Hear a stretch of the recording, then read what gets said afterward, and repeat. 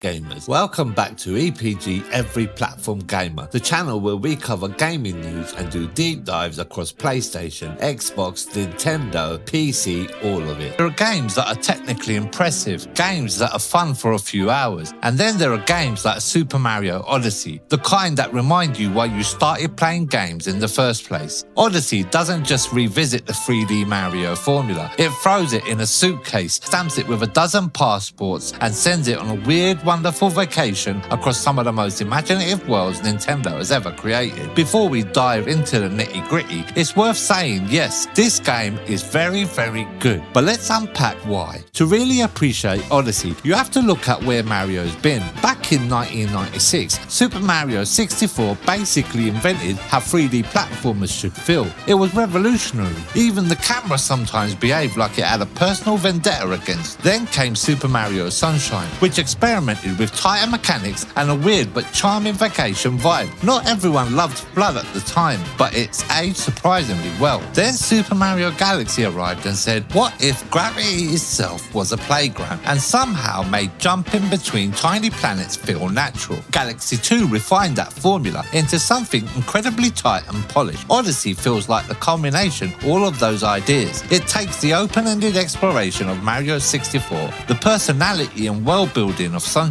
and the polish of Galaxy, then adds its own big twist, total freedom and experimentation through its capture mechanic. And that's exactly why it's such a perfect starting point for what we're doing next. Our website and channel will be reviewing all the 3D Mario games, playable on the Nintendo Switch too, so think of this as chapter 1 in a much bigger journey. Let's be honest, nobody is booting up a Mario game expecting a deep emotional narrative. The story here is classic Mario. Bowser kidnaps Peach. Again, this time though, he's planning a forced wedding, which is honestly one of his more over-the-top schemes. But the twist comes with Cappy, a sentient hat and your main companion throughout the adventure. He's searching for his sister Tiara, who's also been kidnapped by Bowser. It's a simple setup, but it gives the game just enough structure to keep you moving forward, while letting the gameplay take center stage. And honestly, the charm is in the details, the interactions, the humor, and the sheer absurdity of some moments, like Mario casually hanging out in a realistically proportioned city, carries the experience far more than the plot itself. This is where Odyssey absolutely shines. At its core, it's a 3D platformer. You run, jump, and explore, but thanks to Cappy, everything changes. By throwing your hat at enemies and objects, you can capture them and take control. Suddenly, you're not just Mario, you're a Goomba stack wobbling across the sand, a Bullet Bill flying through obstacles, or even a T-Rex smashing through walls. It's having a midlife crisis. This mechanic doesn't just feel like a gimmick, it's woven into every level, puzzle and challenge. It constantly surprises you with new ways to interact with the environment and keeps the gameplay fresh through the entire experience. The structure is also refreshingly open.